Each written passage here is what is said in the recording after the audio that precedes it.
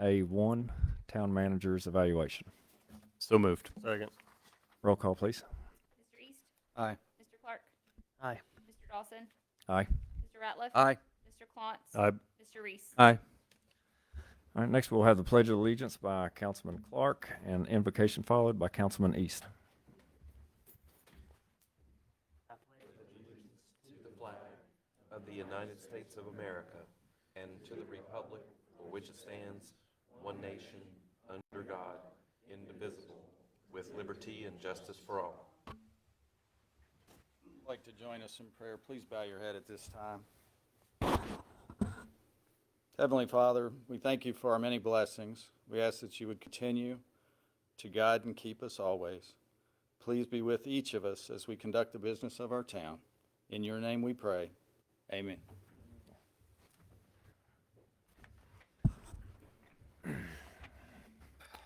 All right, this time we'd like to welcome our guests and visitors. Always great to see a good crowd. Appreciate y'all coming out this evening with us.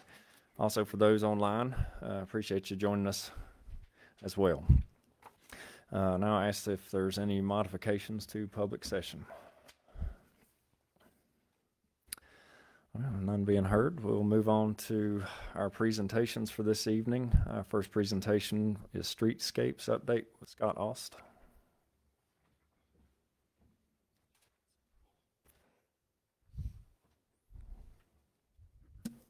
Good evening, Council. Just kind of a very quick, brief update. We're still working to get everything finalized with VDOT. Just kind of wanted to remind everybody, Streetscapes is actually two funding projects separate. There's the north side and south side. Those combined are about $1.4 million worth of project funding that's coming to us. It is separate from Main Street, the water project. Right now, VDOT is waiting to do what they call 90% submittal. They will take one final look. They will make all the final adjustments. They do this process 50%, 75, 90. As they go, they make changes, adjustments. We're getting ready to submit for 90%, so hopefully we'll see a final approval for these coming very shortly. Some of the updates, what you see up on the screen, the two rectangular outlines are the biobeds. What we discovered is that trees we wanted to plant can't be planted in the biobeds themselves because we have to go back every 5 years and basically dig those out and replant all the materials that are in there. So it didn't make sense to kind of put trees in biobeds if you're going to turn around and pull them out every 5 years. The plan right now is to go back and set them offset. We can put as many as we want up and down each side. I know there's been some question about how many and where. We still have that decision to make and what type of trees. We obviously want something that's not too overbearing, something that's easy to maintain, control.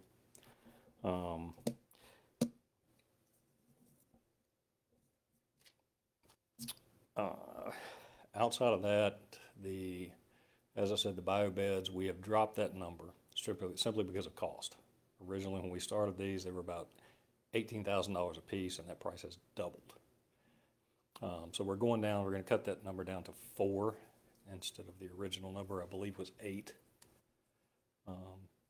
The drawing you see is kind of very quick and dirty. It's the Jefferson Avenue end down to the courthouse. What you see there, the lighting is the other thing we need to address. At some point, I know we had talked about wanting to change that. With everything that's come up with the change in the biobeds, the cost, the lighting is something we probably want to take on additionally from the town instead of doing it through the funding from VDOT. A couple of reasons. One, it will be more cost effective. Two, it gives us a little more control over what we choose. That's something we will want to look at when the time comes to actually start the project. Any questions from you, gentlemen? I guess one question, on the lighting side of it, those are still decisions that would need to be made before the streetscapes went down though, right? Since it's not going to be part of the funding from VDOT, those are changes we can make. We can go back, the conduit's in place, the lighting is existing now. If we don't want to change that format, and keeping the alternating pattern would probably be advisable from an engineering standpoint. You don't want them directly across the street from each other. So if we want to use the existing layout, we can do that and just change the lights themselves to something with a little more appeal. Without having to tear up the sidewalks or? Yep. Yes, sir.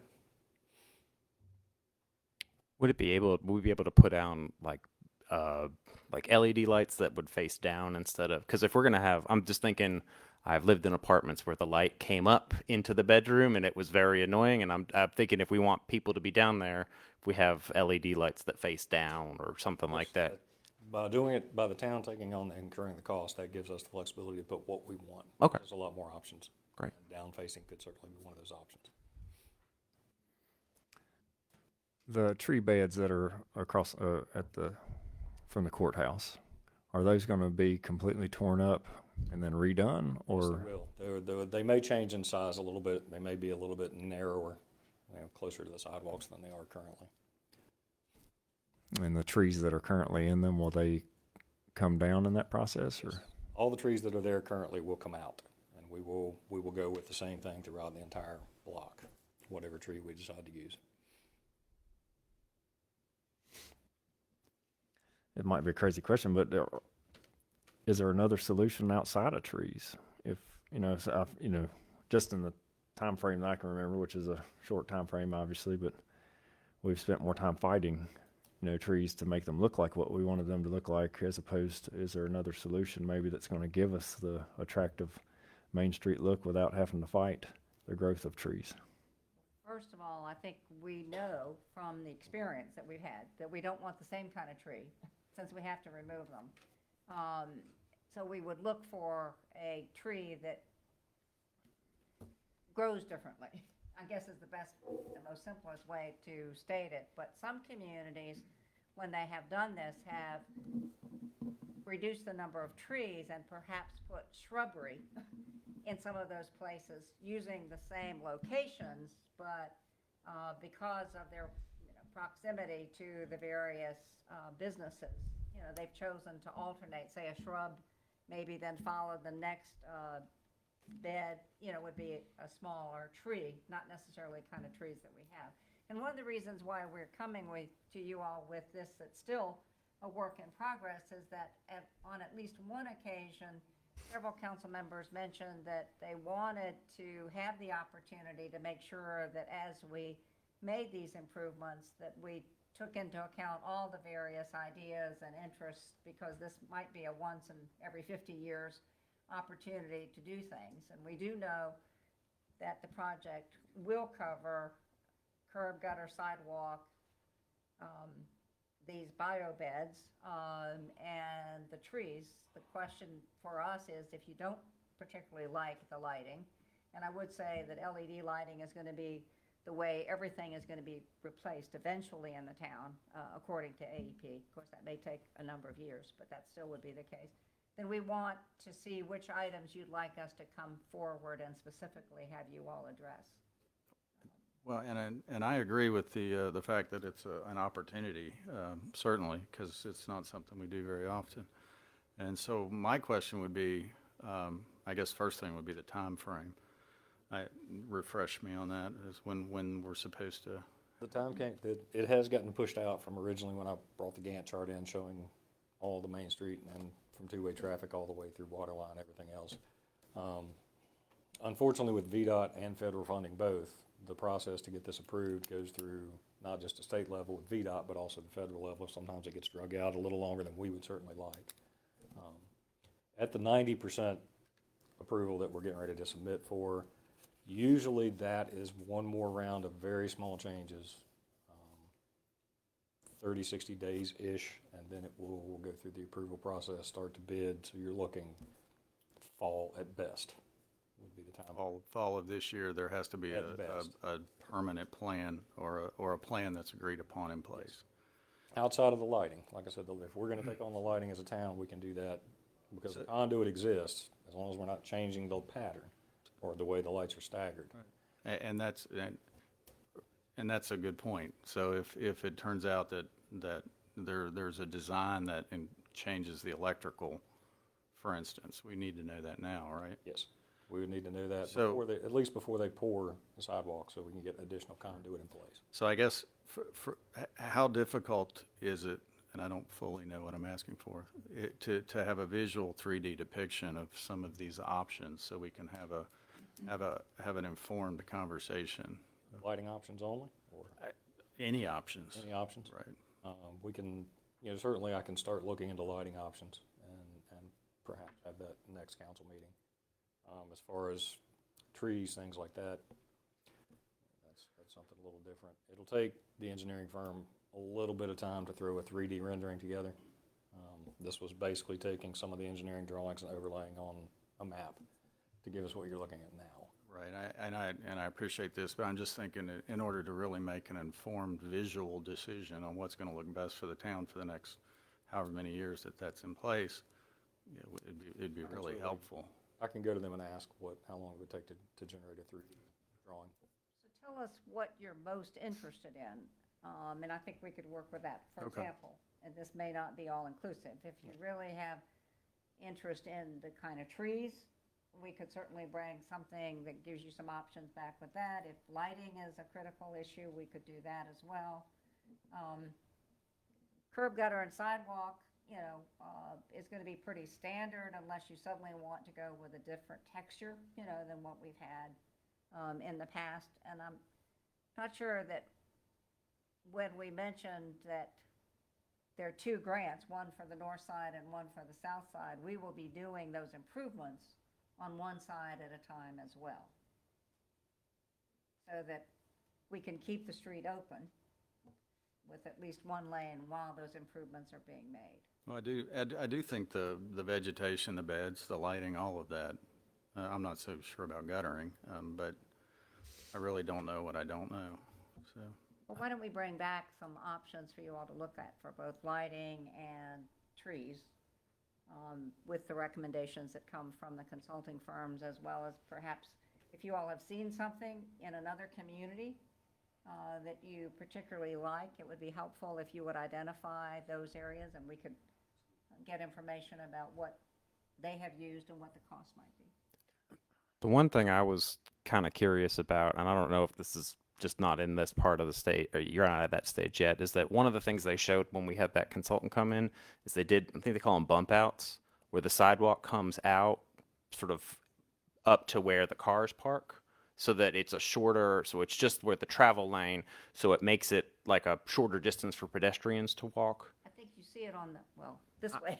You're it d- looking this way, the far right. Well, I see the one in the middle, and that makes, but I'm thinking about the ends of the street too. the end. Yeah, because I'm thinking that, is that not possible? I would have to go back and ask, but what's going to make it difficult is the width of the sidewalks and hitting ADA requirements for the corners, Okay. for having landings where you have enough room for wheelchair to turn, plus having the ramps to come down. Okay. That's, I mean, I've seen them before, so I mean, I can go look for one and try to send you a photo of it. 'Cause, and I mean, that's something I can ask, but because I'm just thinking one thing I think would be great is if because I think that makes it more inviting and safer for our pedestrians downtown, but also I think it makes it easier for when we want to close that street off for events, because then you just have to, it's a narrower space and it just sort of naturally kind of has a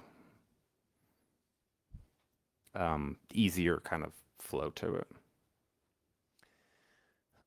So Darlene, were you saying at the next meeting, we would need to basically try and if anybody had a thought, it would be your last moment to get it out there? I think let me get in touch with the engineering firm to see what kind of time frame they estimate for VDOT to be finished.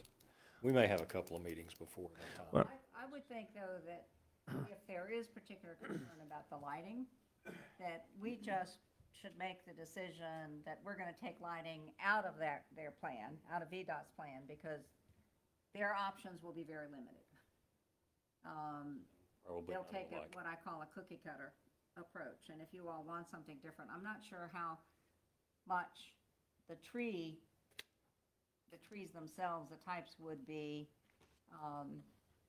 of concern to them. But we can certainly get back to you by the next meeting and let you know what flexibility in the time schedule and when we would need to have some specific decisions, particularly on trees, because I think our recommendation would be that you take the lighting out of the equation for VDOT and let it be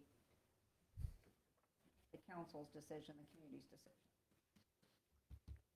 Well, and that's one of the reasons for asking from a community standpoint is, now's the time, and if anybody has thoughts or as Darlene said, has been somewhere and saw something that they just thought would look amazing in our downtown, it's going to be now or never before too awful long to make those suggestions, make those thoughts be known, send a picture in, whatever you may have. I think it's, it sounds like the deadline may not be now, but it's quickly approaching, to be able to put those things into consideration.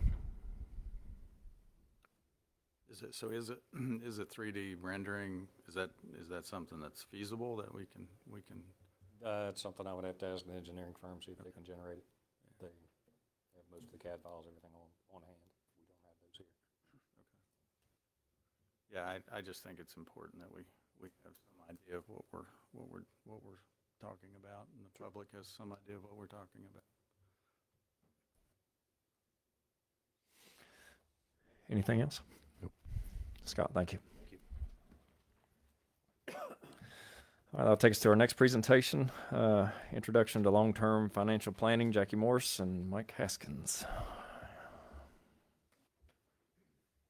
And Mr. Mayor, Mr. Vice Mayor, may I just say a few words as a kind of an introduction to what we want to do or hopefully accomplish tonight. I'd like to kind of set the stage to give people a point of reference, because I think sometimes we forget who we are, where we are, what we are. But the town of Pulaski is only 8.12 square miles.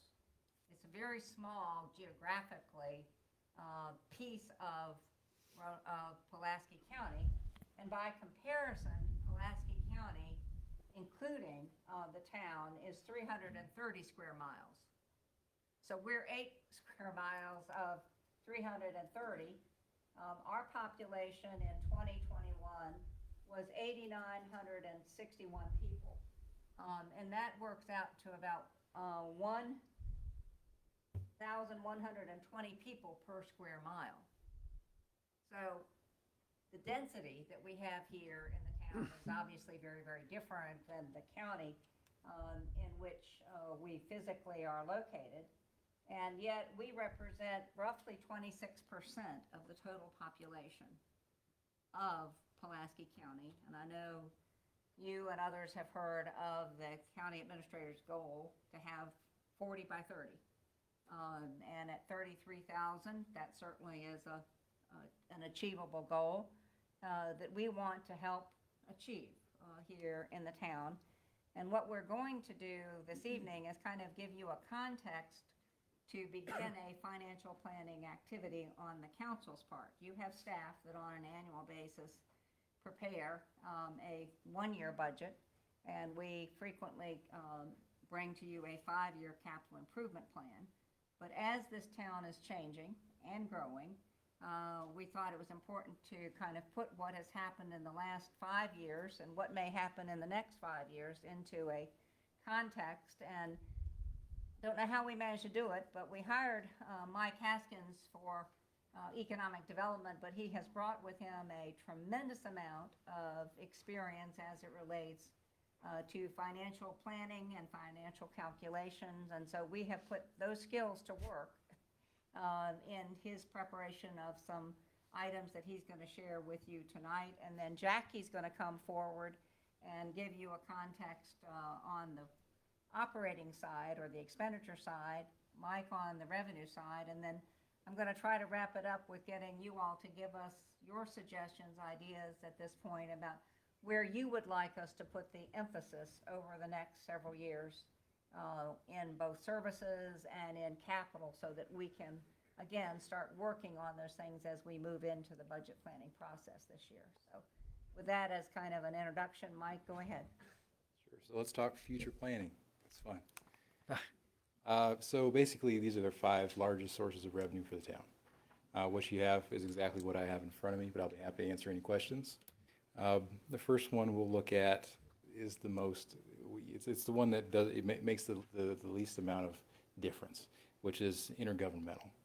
And so that will cover things like VDOT funds, police funds, money from the state, that kind of thing. We can't do anything really other than what they say we can do with that money. But it is growing as well. Currently, what we've received for 2020-21 year is just over 4 million, as you can see on your paper.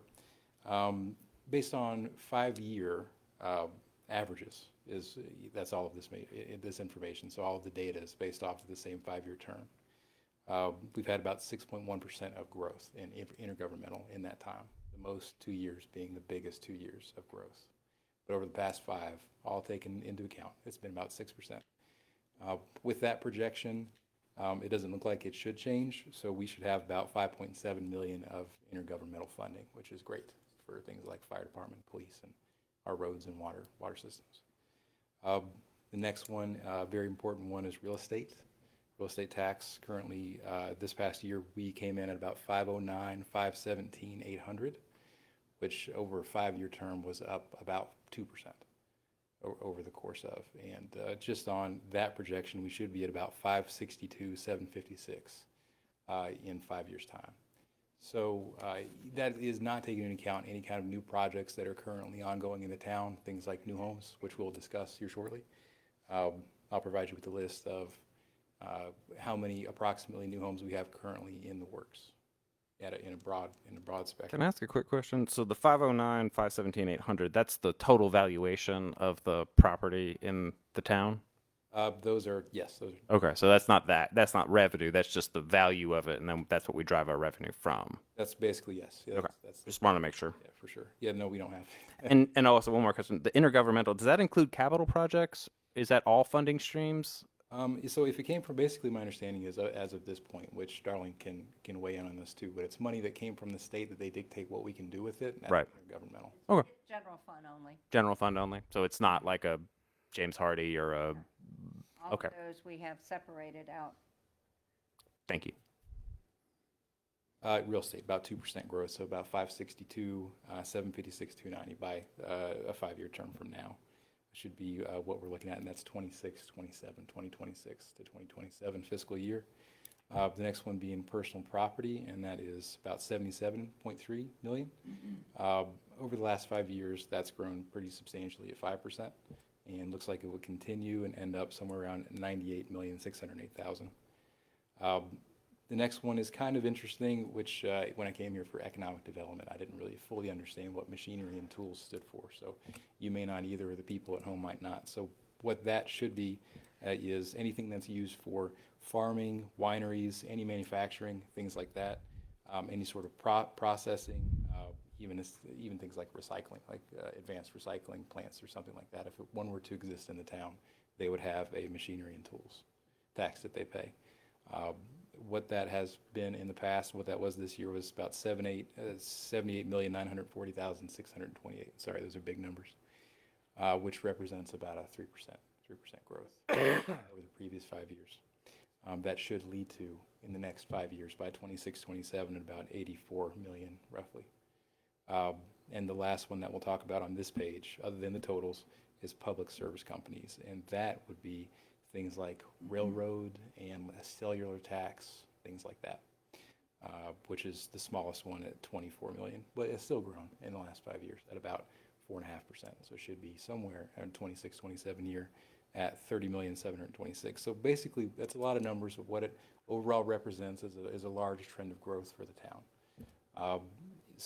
This year, as compared to 26, 27, we came in at about 701 million. And we should end up at 26, 27, around 776 million.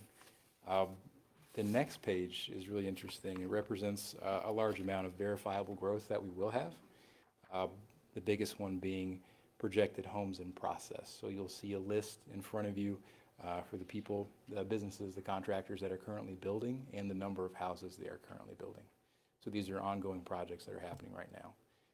You can read that whole list, but the thing that stands out is the total units. So we should have, and that could be an apartment or it could be a single-family home. There's a lot of both of those in this equation, but you'll end up with about 320 to 330 new homes that are currently in development. We should see those become available in the next 2 to 3 years. Yeah, or maybe 1 to 2 years. They're currently going. The biggest one being Old Dominion. You can see they're making specifically single-family homes, but they're already parceling out their land. So they'll come up quick. Yeah. So that those numbers, the revenue that those will, and the value that those will bring to the home, to the town, are not in these equations at all. So that will only make us look better. Another couple things that are interesting and kind of important would be forthcoming projects that are verifiable. So it won't include things like the brewery, because it of course is an ongoing project and it's happening, but we don't have any numbers to base their valuation off of. So that is not on this page at all. The Bimmer World project that's currently coming to the town. They purchased that complex out there. All these are based on that complex's proposed value after the renovations are done. And you'll see representation there of the real estate tax, machinery and tools, and the business tax there as well. And the biggest one probably is the Food City. That's breaking ground next month, which I believe you've all had invitations to come to the groundbreaking. Good. Yes, sir. Yeah, so based off of the Radford Food City, and this one will be slightly larger, but in a different community, that valuation is about $5 million on their whole completed facility. This one should be right there. Yeah, it's a little bit bigger, but a different community still. So that is revenue as far as our 5 biggest streams. Jackie will go over expenditures. Any questions for me? There's a lot of numbers, but when it all comes down to it, we're doing well. So if you have any questions, please let me know. Thank you. Thank you. Hi, good evening. Each of you should have a handout. You're getting a handout.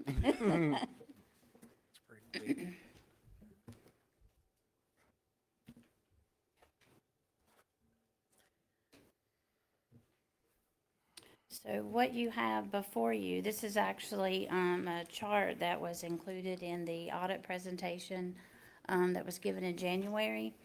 And this is on the general fund expenditures, and it's a comparison from fiscal year 2018 to the fiscal year that we just closed out at the end of June for 2022.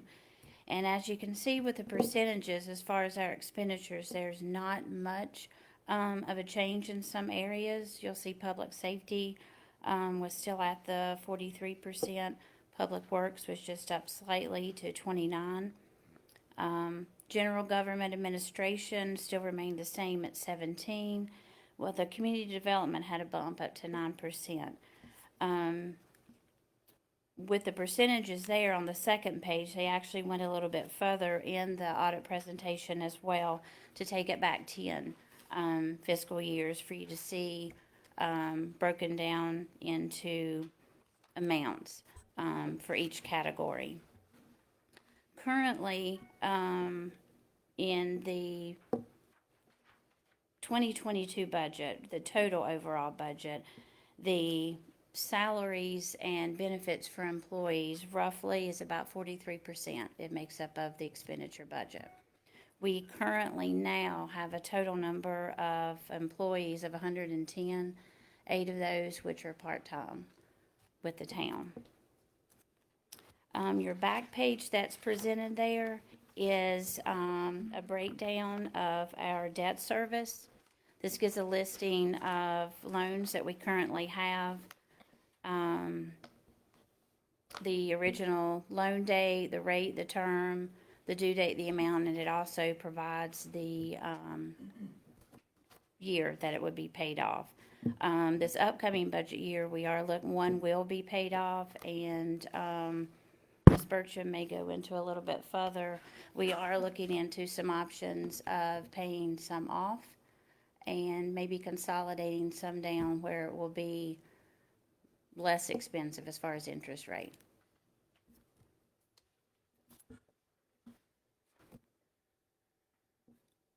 So what we've tried to do is just very briefly tell you kind of how we approach looking at revenue growth, both for the next year and for the next several years, and then to have you be aware of from both the pie chart as well as the description where the money's being spent in broad categories. And if you look, you can see that some of those categories we're spending less today than we did some years ago.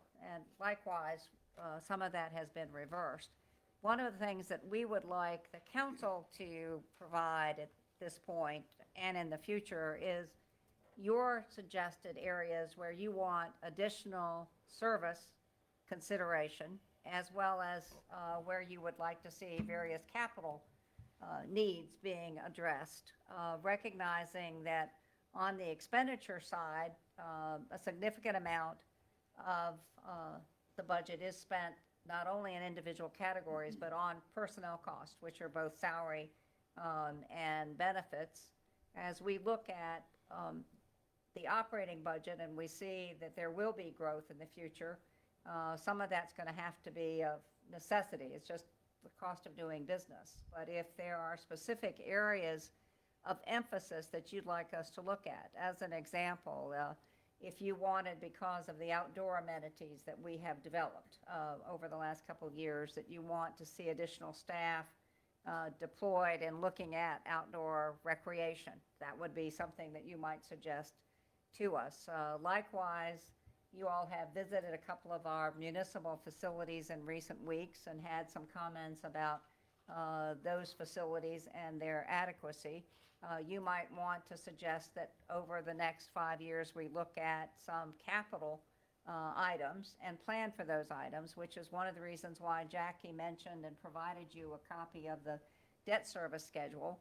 I know one or more of you commented at the last audit presentation the fact that the amount per capita spending for debt is going down significantly, and that is accurate.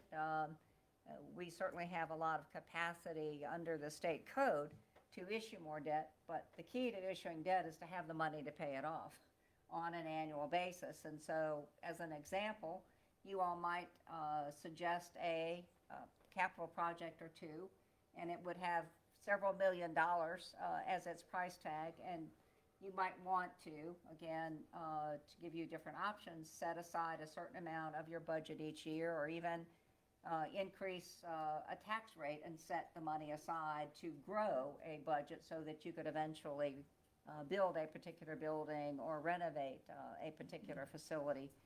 Council will remember that 2 years ago now, you made the decision as a priority to replenish the rainy day fund or the fund balance. And so the 2-cent tax increase we dedicated to a specific line item that could not be touched as it was collected throughout the year. And then at the end of the year, that money dropped into your fund balance. And you heard at your last audit presentation how well we have done in rebuilding that fund balance. You might want to suggest that in a future year that same 2 cents be dedicated to a particular capital project as you would try to build a fund in order to be able to afford the debt service payment on a particular project.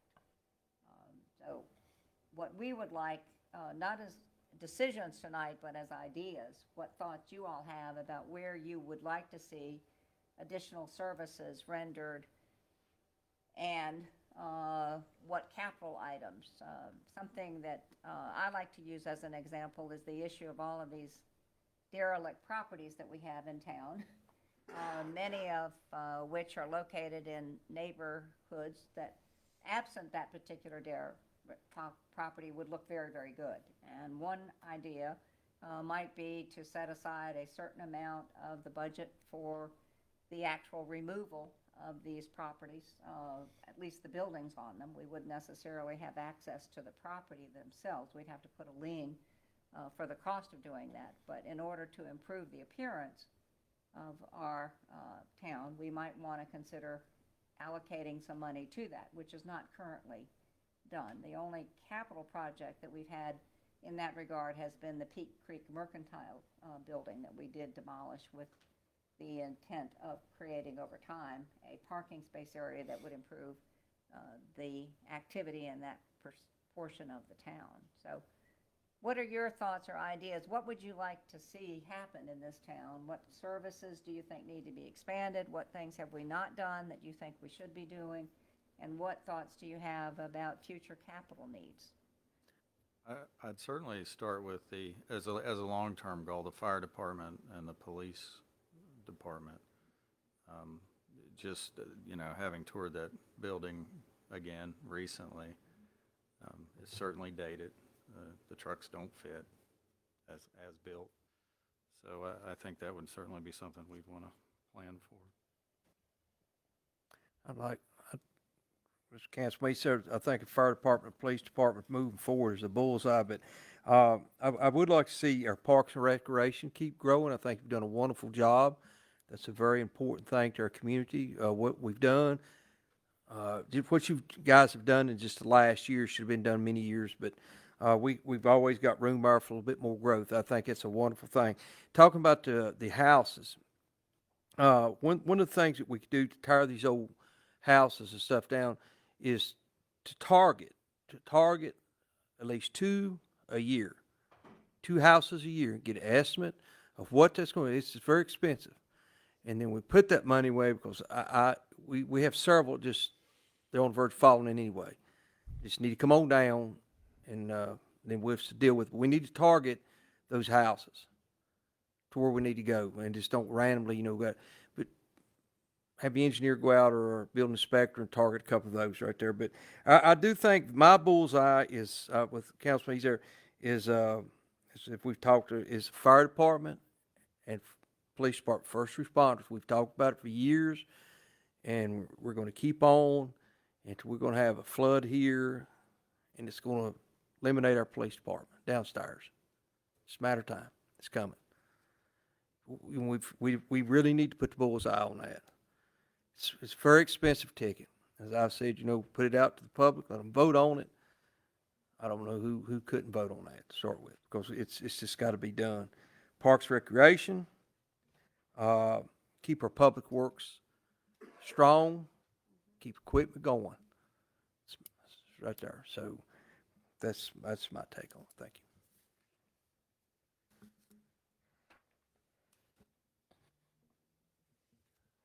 I got 2 items. One is piggybacking over the public safety issue. In particular, I expect that over the next 5 to 10 years, we're going to see a need to hire additional firefighters that are full-time professionals. I know that the guys who volunteer put their heart and soul into it, but that's just the way it's going all over this country, and I think we need to be prepared for that eventuality. I think some of our neighboring volunteer firefighter, I know that they have trouble, and because it's a lot more work than it used to be. I mean, you have to know a lot more, you have to do a lot more training, spend a lot more time, and so and in line with that, I think we do need to make sure that and I know we pay a lot for our employees, but we could have wonderful buildings, but if we don't have employees in them, they don't really do much good for anybody. So I think we need to make sure we're staying competitive on salaries and benefits and figuring out ways that we can, attract people who want to be here and want to stay here, which is, difficult for all of us. And then I had another thing. Oh, I have gotten many comments about improving sewer and water. And I know those are huge ticket items, and I know they're working on, we've mapped every manhole, and we're doing, we're going to have an I&I, and we're going to doing all the things that we're supposed to do. But I do think that, sooner or later, I looked at the water line they pulled out of Main Street, and, it looks like the one that's in my house, which was built in 1950, and I just can only imagine that, these they were well made, probably down the street, but they'd have a limited lifetime. Even 100 years is an ask for these things. So I think that's the kind of thing that I think we need to be planning for, and the sooner the better, because it's only going to get more expensive. So if I looked at that right, is it in 2032, we drop a ton right, like it's like 400 some thousand dollars worth of debt service. Am I looking at that right? That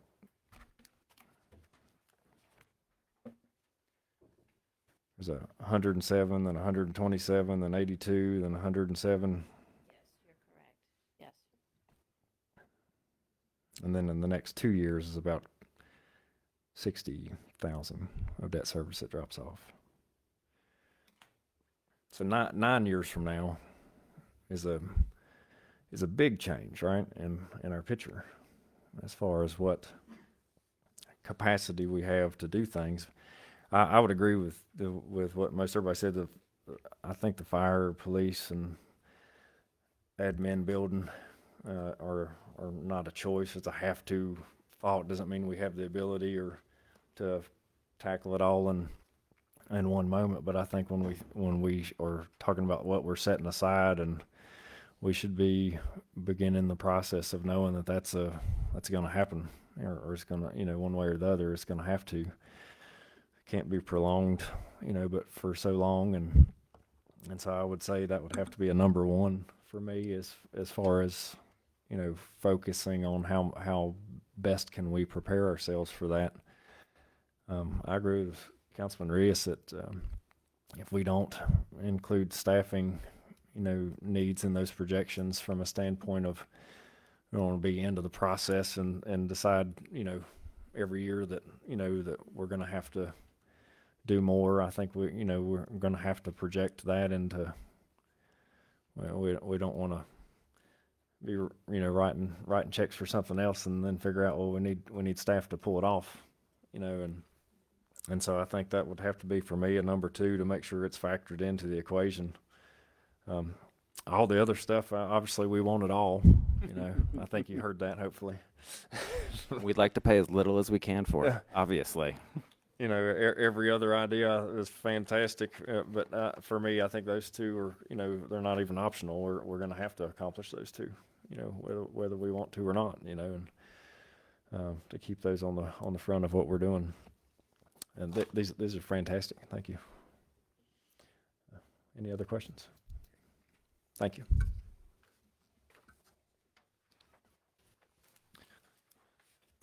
All right, so that will take us to our public hearing, case number 202302 SE Ordinance 202306, special exemption request for 2460 Lee Highway.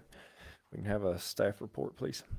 Yes, and Mr. Vice Mayor, I think folks are aware of the fact that the planner position Caroline Smith held is currently vacant, and so unfortunately you're going to have to suffer through my presenting the staff report tonight, although each of you have received a copy of the material that I'll be going over. So my comments are more, I think, for the public.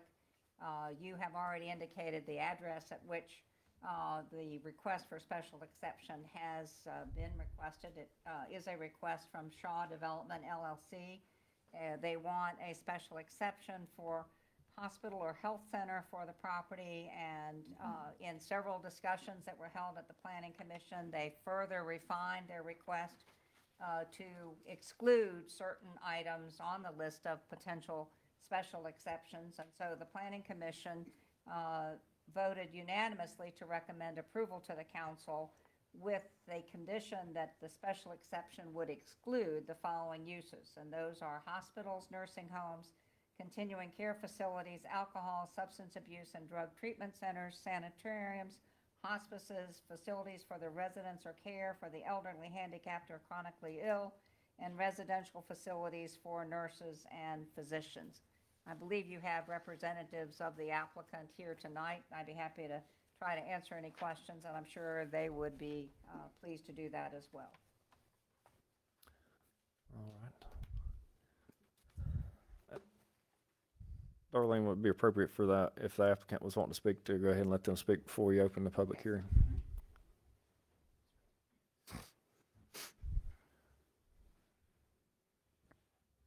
Good evening, Kevin Connor with Shaw Development. I think want to thank Ms. Bertram for her report. I think she included everything, so I don't really need to add anything here. We don't currently have anybody, Mr. David Hagan's here as well with Shaw Development. We don't currently have any a tenant for the building, so we can advertise it. We can't even tell someone they can come in tomorrow without the special exception. Historically, it's been a medical office since it was constructed. I'd argue that we've never vacated it, we just didn't have a tenant for it, but we're here for the special exception and certainly like a favorable vote. And in my former career, if I could just say briefly, with the streetscape project I've designed several streetscape projects as a consultant, so happy to offer any help to the town and in my landscape architecture role. So Thank you. Thank you. and if you have any questions, certainly feel free to ask. I did have one question, not for you, sir, but for staff. The exclusions, those are all inpatient treatment, hospice, and facilities for the residents, residential sanitariums, hospices, alcohol treatment centers, continuing care. Those are all supposed to be inpatient as opposed to outpatient. I'm just thinking, Well, they're not defined necessarily that way, but I can see where you would. I'm just thinking, just to make sure that we're being clear about the distinction so that, future potential tenants would be able to know. I just want to make, if you don't think that that's necessarily a clear answer, yes or no, I understand that too. I think the fact that they have been specifically listed, and there are definitions for many of these in our zoning ordinance, that there would not be any confusion Okay. about that. And what I didn't say, but I think is clear to the council, is that they have asked for an exclusion that includes what was previously an Right. application that was denied. So they want to make it very clear that that is not the Okay. path that they are taking. Yep. No, I'm just trying to, I'm just thinking that hospitals, some people go in for an inpatient treatment facility, so it's just excluding, and same thing with not nursing homes, but rehab facilities, people do come in on a outpatient basis. So I'm just want to make it sure that's clear. Yeah, I found out that my ankle surgery, where I stayed overnight at the hospital, wasn't really hospitalization. It was called observation. Ah, I see. afterwards, which I found fascinating, particularly when I saw what the bill was. So I was concerned that I wouldn't have been able to pay it had I really been hospitalized. Right. Thank you. That's my only question. Any other questions from council? All right, with that being said, I'll open up the public hearing. At this time, anyone wishing to speak in regards to this public hearing? All right, no one being heard. We'll close the public.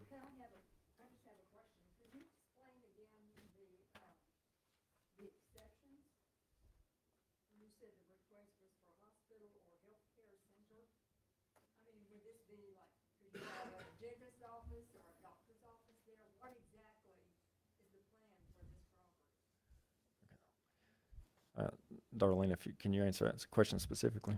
Well, I think Mr. Connors already said they don't have a specific, am I right to say a specific purpose in mind, but they want to know what can potentially go there as they try to market the piece of property. And I think it is listed for rent or sale at the present time, if I remember correctly. But the exclusions, as Mr. Reese said, are to make sure that no one is looking at this location as a place where there would be overnight stays on a continuing basis. Is this going to be another drug treatment center? No, ma'am, it cannot be, because that has been specifically excluded in their request. And if you don't mind, because it's a mouthful, let me repeat it just so that we're clear. They asked for a special exception and said they would exclude, which means they cannot put at that location hospitals, nursing homes, continuing care facilities, alcohol, substance abuse, and drug treatment centers, sanitariums, hospices, facilities for the residents or care for the elderly, handicapped, or chronically ill, residential facilities for nurses and physicians. None of those things are a part of the special exception. But just so you know that the definition of hospital or health center is like a whole long paragraph.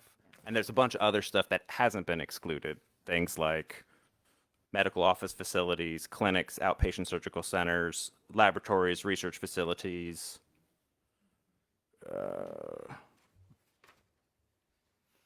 other kinds of facilities for the diagnosis and treatment of,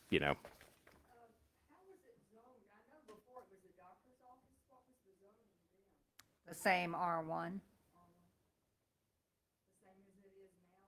That's correct.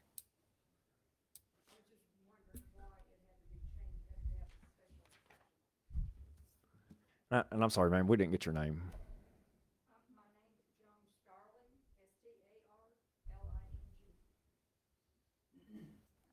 I haven't been with the community that long, but I can tell you from experience that a lot of properties in the past, not just here, but in a lot of communities, were zoned a particular zone, and that zone was not necessarily uniformly applied. There has been statements regarding the hospital. The hospital did get a special exception. And I think long-term, as the Planning Commission and the council look at an update to the comprehensive plan, there may be areas that we need to target to say there needs to be consideration for a zoning change for the future as we try to look toward the future and say, what do we want this community to look like in the future? But I think at the time, it was mostly residential, and the easy way to deal with it was to put it in that zone. But then that's why you have the provision and the opportunity for special exceptions, recognizing that there may be other uses that would be approved. The fact that it was a medical office building, that use would have been kind of grandfathered had it stayed in that use but not gone into misuse for more than 2 years. The fact that not just here but anywhere, if there's a particular zoning that's not appropriate, they can be grandfathered as long as it stays in that use. But once that use lapses for more than 2 years, any so-called grandfathering is eliminated. Does that make it any clearer? Anybody else wishing to speak for a public hearing? All right, with that being said, we'll close the public hearing. Any other questions from council? All right, with that, I will entertain a motion. Mr. Vice Mayor, I move that we approve ordinance 2023-06 as written. Second. Roll call, please. Mr. East? Aye. Mr. Clark? Aye. Mr. Dawson? Aye. Mr. Ratliff? Aye. Mr. Klontz? Abstain. Mr. Reese? Aye. All right, next, that'll bring us to item 8 on our agenda, Resolution 2023-12, appointing Tim Hill as a building official. I have the staff report, please. Yes, sir, Mr. Vice Mayor. The state code requires that the council take action on certain positions, one of which is the building official position. I think I've reported to you all previously that Tim Hale has started working with us on a part-time basis, but will become full-time on April the 1st. And so we have put this resolution in front of you so that we can officially announce to the state his appointment. He has 1 year from the date of his appointment to actually achieve all the certifications that are required by the state of the building official. But his first couple of weeks here, he seems to have really gotten into the job very quickly, knows our community, has worked in our community in other capacities in the past, so we're pleased to have him as a part of our team. Thank you. Any questions? We can have a motion, please. Mr. Vice Mayor, I move that Resolution 2023-12, resolution appointing Tim Hale as building official, be adopted. We have a second. Roll call, please. Mr. East, Aye. Mr. Clark, Aye. Mr. Dawson, Aye. Mr. Ratliff, Aye. Mr. Pons, Aye. Mr. Reese. Aye. All right, with that, we'll go to Resolution 2023-13, Peak Creek Aquatic Ecosystem Restoration Project. If I can have a staff report, please. I would just say, as your clerk notes, this was not prepared by your staff. It is verbatim a resolution that the attorney for the Army Corps of Engineers out of West Virginia did prepare. It is the first step of several that will allow us to be the recipient of 100% federally funded analysis of Peak Creek and the possible options for improving the ecological benefit of Peak Creek. It is a Section 206 grant that we have been awarded, which means that it's a federal set-aside amount of money where we have no participation in the study effort. If the study effort is completed and there's agreement as to the best solution, then federal money is also available for the construction or remediation. So we are very fortunate to have been selected for this work. It should begin in earnest in the summer. In fact, we anticipate that members of the Army Corps will be here in the July-August timeframe, collecting samples, looking at where it might be best to make changes that would positively affect the flow of water in Peak Creek. And what this particular resolution does is it authorizes the town manager to execute the various documents that will be coming in stages to allow them to conduct that work. I believe you were provided in your agenda packet a little bit of an explanation of the project itself. And we are very pleased that we have been selected. We also are in consideration for some additional money that would involve financial participation by the town. But clearly, this is the one that we want to get moving on first, given that there's no match required. I believe if I read correctly, a portion of the scope is actually looking towards, flood mitigation things. And they will also be looking at the walls on either side of the creek to make sure that they are sustainable. They have several options that they will be exploring regarding the dam itself, that low water dam that I know all of you have had conversations with and presentations about over the last several years. And we do have some different interest groups in the town who have different feelings about that. So I'm very pleased that we have hopefully an unbiased entity that's going to come in and take a look at that. I believe Mr. Reese has provided all of you all with some of his research on the history and ownership of that dam, which we will obviously make available to this group as well. And I do have monthly meetings with the Army Corps via Zoom as we get started on this project. That was very good research, by the way. Thank you. Yep. Quick question. Does that, I know it's Peak Creek, but the Peak Creek ecosystem, I assume, includes like tributaries and drainage lines and all that kind of stuff. Would that include some of the issues we've had like near the Kiwanis, the train station park and those drainage areas, or is it just the creek itself? It's primarily the creek itself, but as I said earlier, they are looking at the walls Okay. in that area, and they will be doing testing. Right now, at least in the last Zoom meeting that we had, they're anticipating looking at the creek from a little bit to the east of the pedestrian bridge, Okay. and then going as far as Randolph Avenue. Would be that section that they're going to be looking at initially. Okay.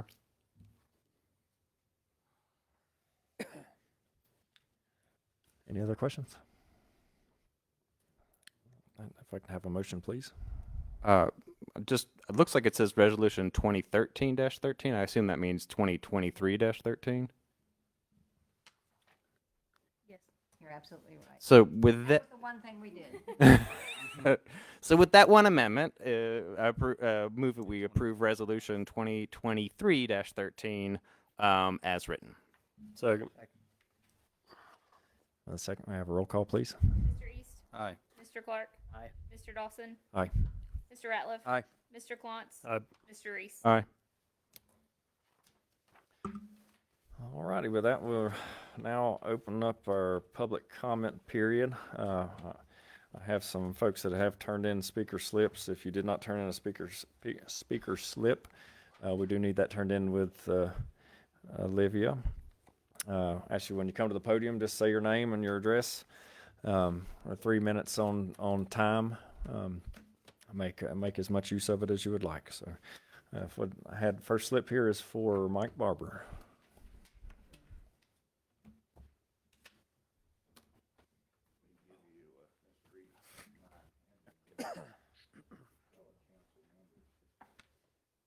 Mr. Vice Mayor, members of council, my name is Mike Barber. Live on Wilderness Road in Pulaski County. I've lived in Pulaski County for about 42 years. The first 5 or 6 years I lived here in the town of Pulaski and had an opportunity to serve on several of the town boards and commissions back in the 1980s. What brings me here tonight was actually an article in Mr. Williams's paper several weeks ago regarding the what I thought was the proposed drop site at exit 94, just outside of the town limits. I found it extremely odd, frankly, to consider locating a drop site on land adjacent to an interstate interchange. I grew up in Southwest Virginia. I remember basically during my lifetime, every mile of I-81 has been constructed. I'm well aware of all of the communities, including Pulaski, that were effectively bypassed by the interstate and how critical these exits and interchanges are to all of the towns and communities along the 325-mile length of I-81. I think the land around interchanges is extremely valuable as a gateway to the town in this instance, or to other communities. It's very valuable as primary economic development area. So I was very surprised that there was a plan to locate a drop site at exit 94. I was not able to attend the public service authority meeting for the county last week. It's at 9 a.m. in the morning. I continue to work, so I was unable to attend, but I did write the commissioners a letter. It's before you. I won't go over everything it says, obviously. Have 3 concerns. One is location, and not just at the interchange, but the location also has to do with the current zoning there. It has to do with the residential zoning directly across Old Route 100 from the proposed site, other matters as well.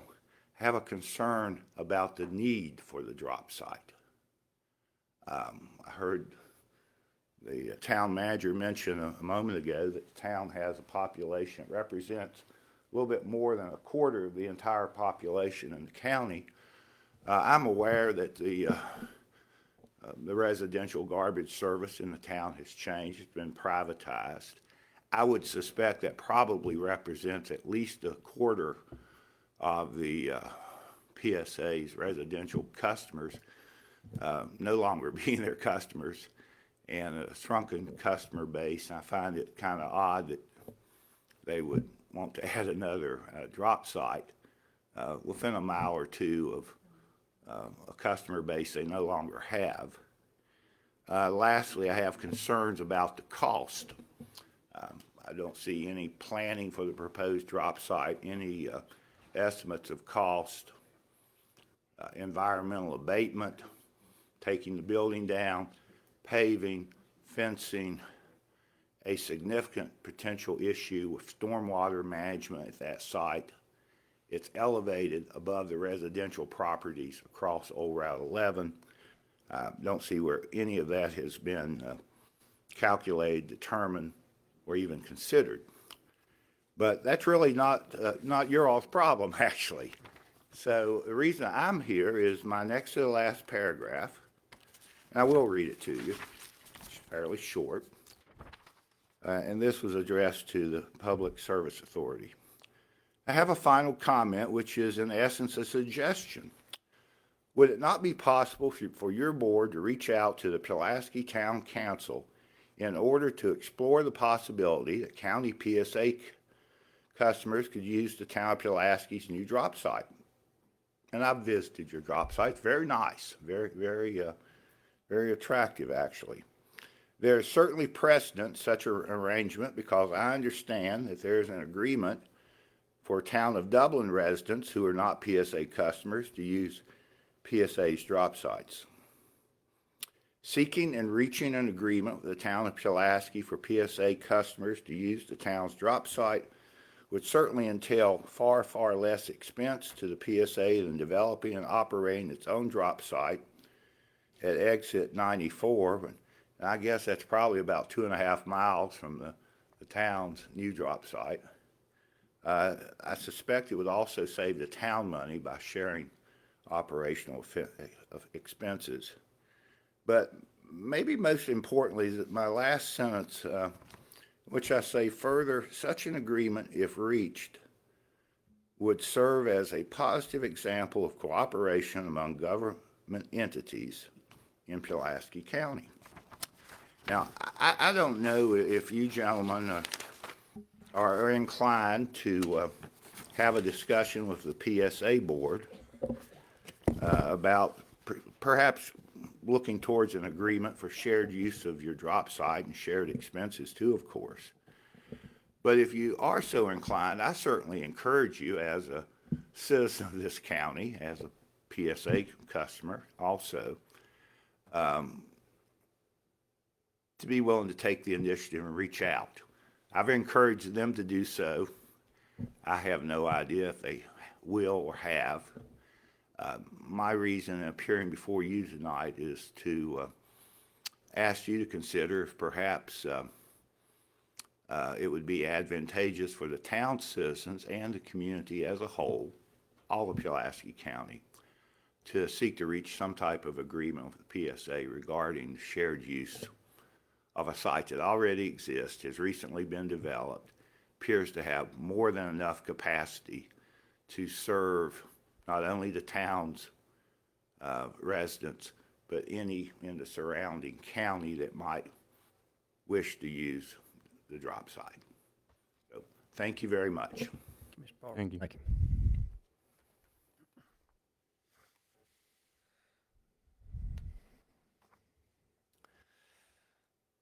All right, next speaker slip we have is for Alan Palmore.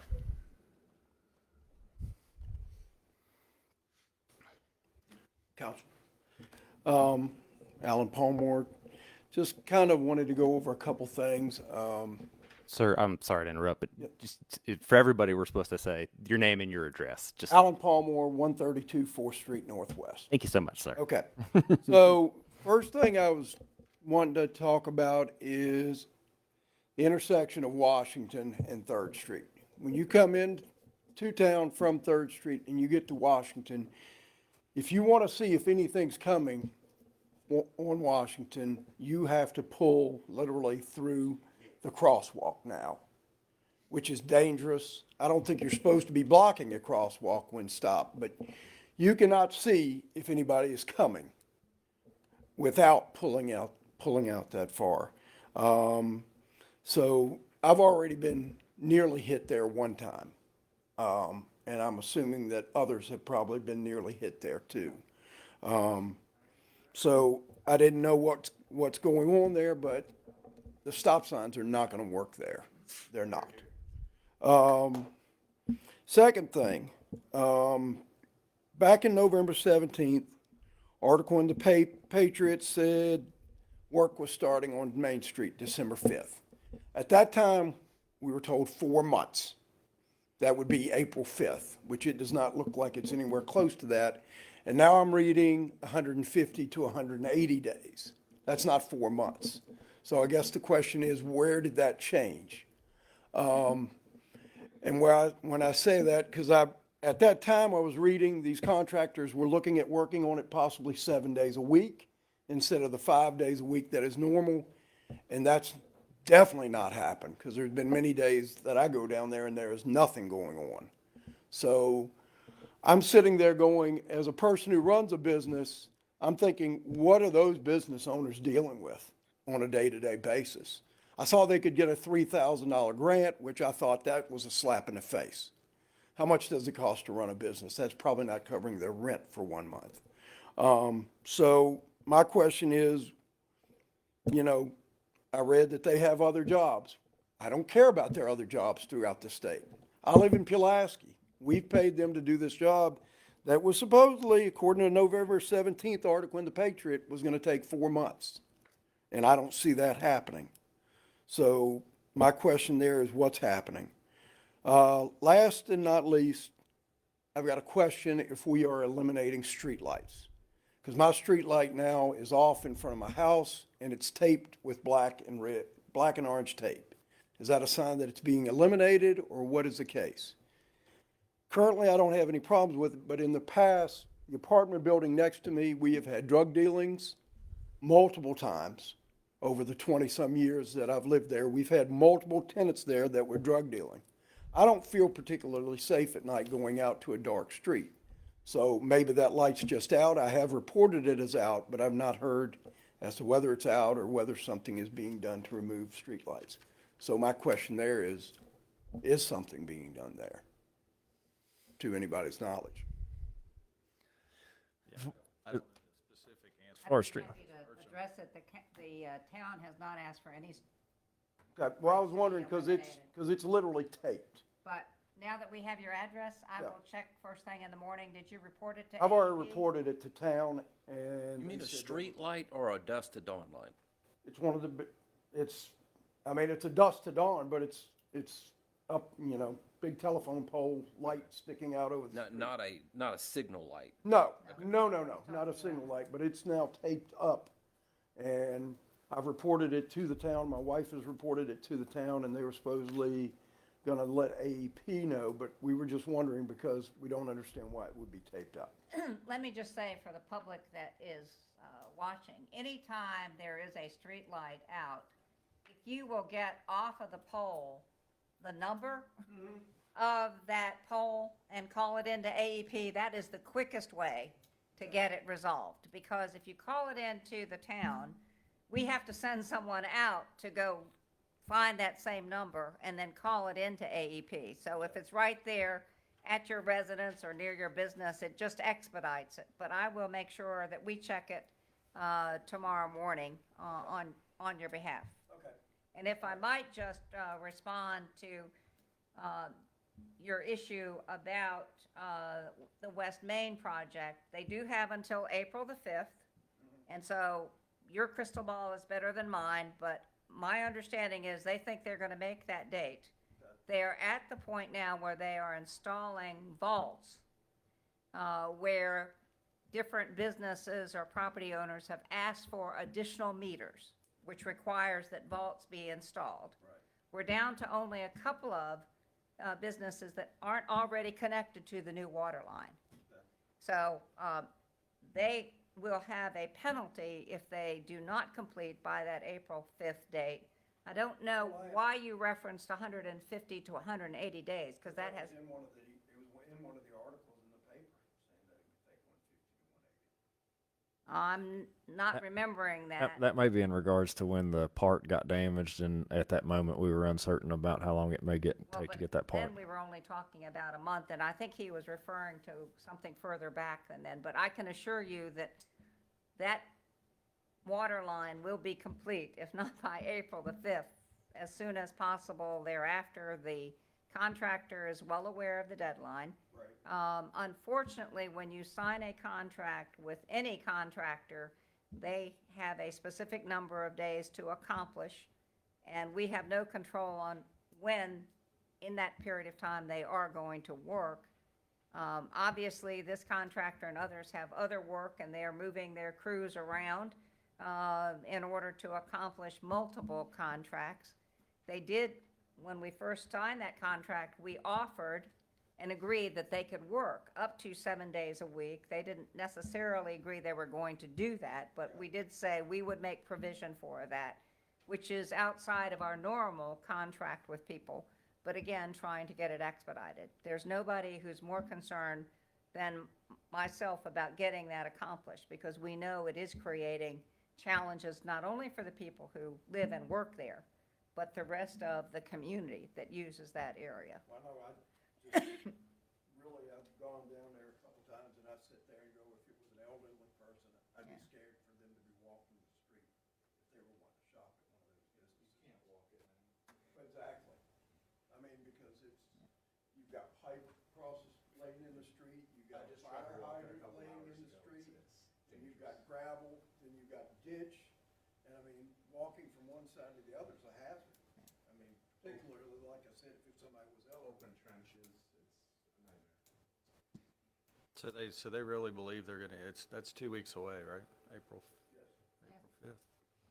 They had staff down there talking with them this afternoon, and I got a report back as to exactly where the vaults are going to be installed and who's asked for. And we've had, I think I mentioned to you all previously that we encouraged the property owners on that block that if they wanted additional meters for the future, they should ask for those now while we have the street torn up. We do have at least 3 property owners that have asked for additional meters. And we have a very large vault going in for the 53, 67, and 69, I think are the correct addresses, where they're going to have multiple retail businesses and anywhere from 6 to 8 apartments on the second floor. And they've asked for a much larger water line as well as a sewer line for that fairly significant project. So the scope has changed somewhat as of course. WFXR had reported that, that you said the contract is supposed to last 150 days and the final completion will stretch out to 180 days. I never made that exact statement. Well, I'm just, like I said, I'm going by what WFXR says. Well, and please don't go by what Facebook says about That's things. not, that's not fair. No, I'm just telling you, not everything that is I reported. get that. That's why I'm here instead of on Facebook Thank you. complaining about it. Yeah. Let's just say, and it's worth saying, nobody likes tearing up Main Street. Oh, And I nobody get does. that, but I'm It's, looking at when the time gets extended, like, and I emailed all of y'all, and I received no response, just to let you know. So, my thing was, it's literally, if my business was downtown there, I'd probably be in the offices every day, screaming until it was done. I've spoken to most of the business owners that are currently on Main Street, and they just want this debacle to be over and done with, and not something like this to happen again in the town. Yeah. This contract, why was it granted so much time? Was there lower timeframe bids that were submitted? no. None.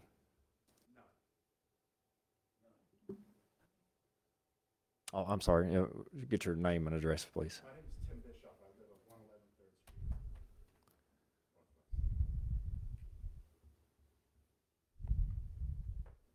I mean, this has been an absolute embarrassment for Pulaski. And to have, I'm not going to go into it right now. It's rather, If you wish to speak, you need to go to the podium. you also put your microphone in front of you so that people online. I don't think anybody has a problem hearing me, but I'm happy to do that. We do, every meeting. Are you done, sir? Thank you. All right, so our next speaker is Kay Reynolds. I'm sorry, Ray Reynolds. Just the next speaker is William Kidd.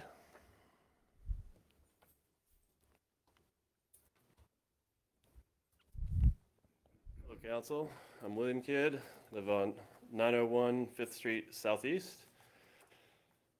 I woke up at 4:30 a.m. this morning and went to work all day. I don't feel like coming in here and complaining, believe me, but I felt that it was necessary. I'm just going to kind of continue on what some of the other people have said, and my main issue that I want to address here tonight is I just think it's a big mistake to take out basically every stoplight in town.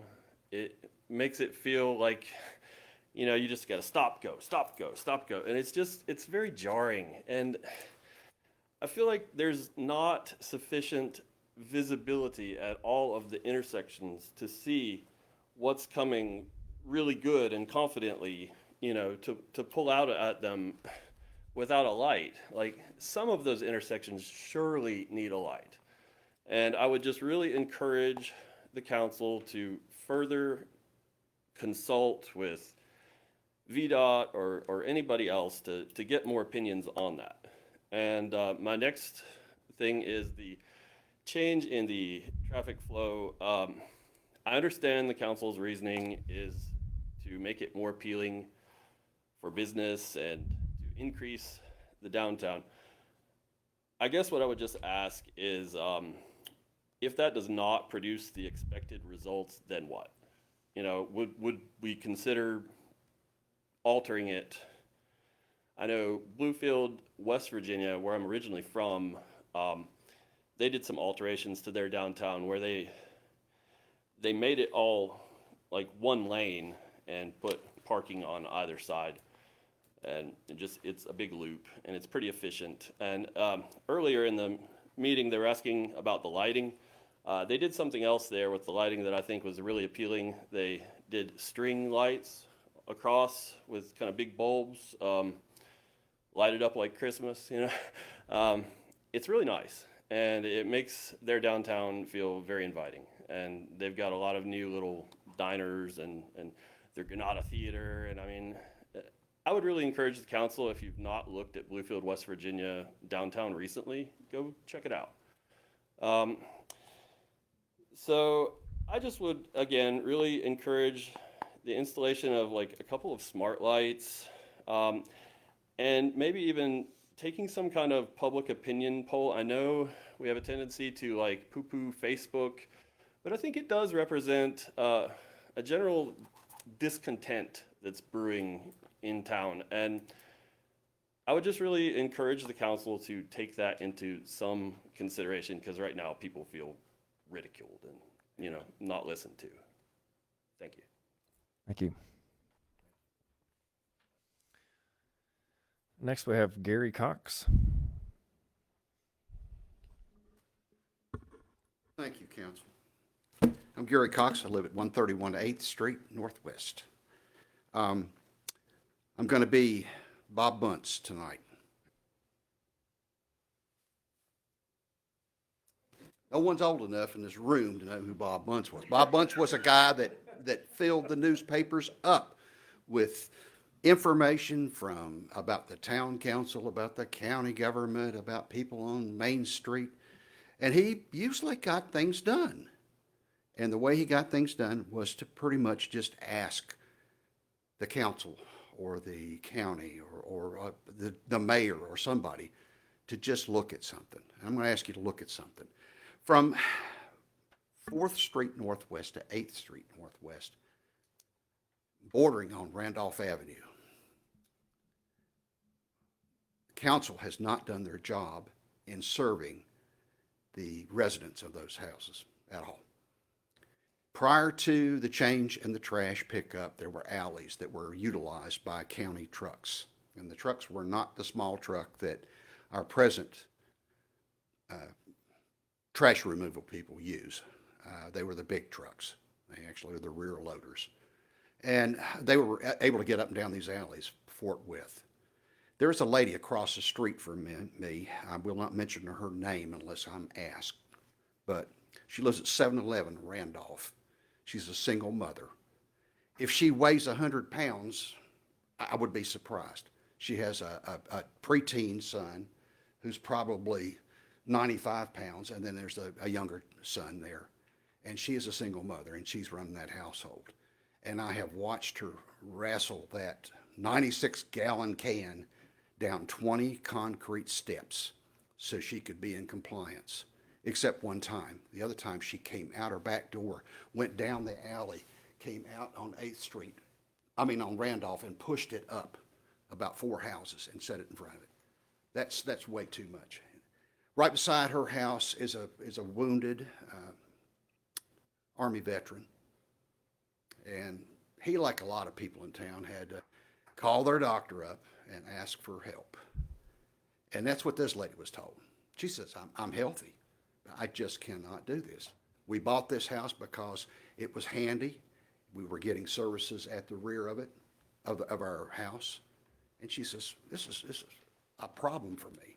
She has called the town communication center and asked to have it put back to where she could have it picked up.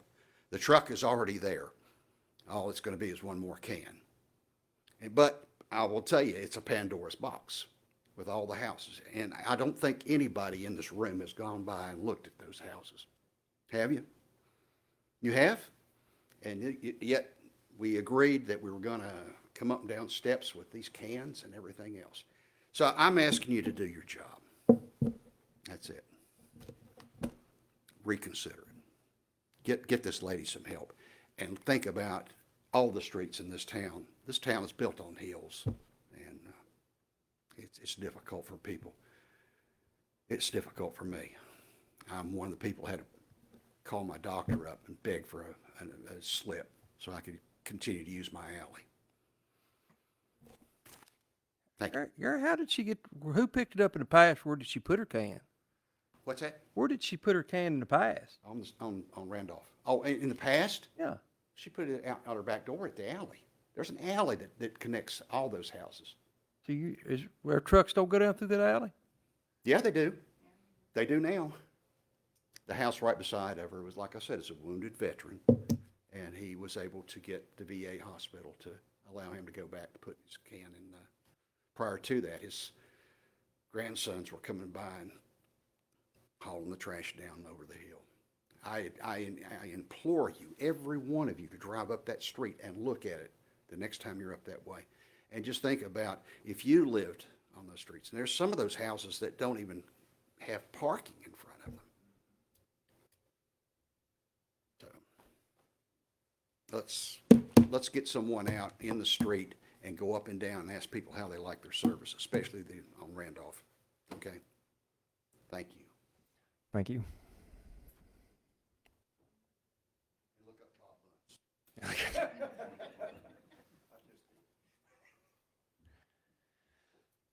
All righty. That's all the slips that I have. Olivia, did you have any others? All right. Well, that will close our public comment period. All right, that will take us to our consent agenda. If I can have a motion in consideration of our March 7th, 2023 minutes.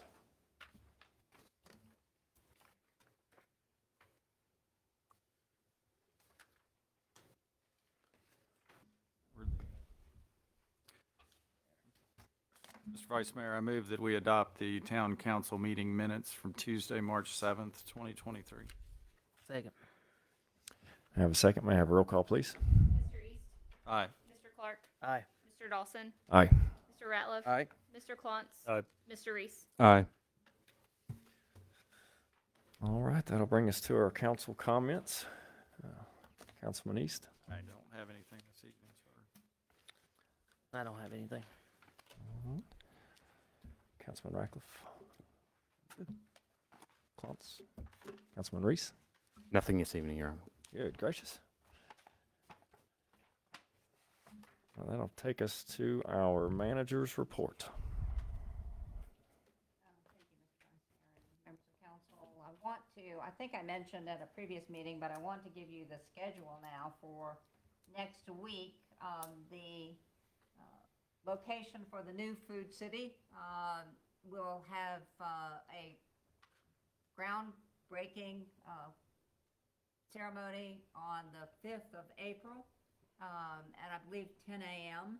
And in advance of that, the owners have agreed to allow the facility, as it currently has been vacated, to be used as a fire training facility. And next week, Tuesday, Wednesday, and Thursday, from 6:30 to 9:30, they will be in that building conducting training exercises, as well as all day on Saturday.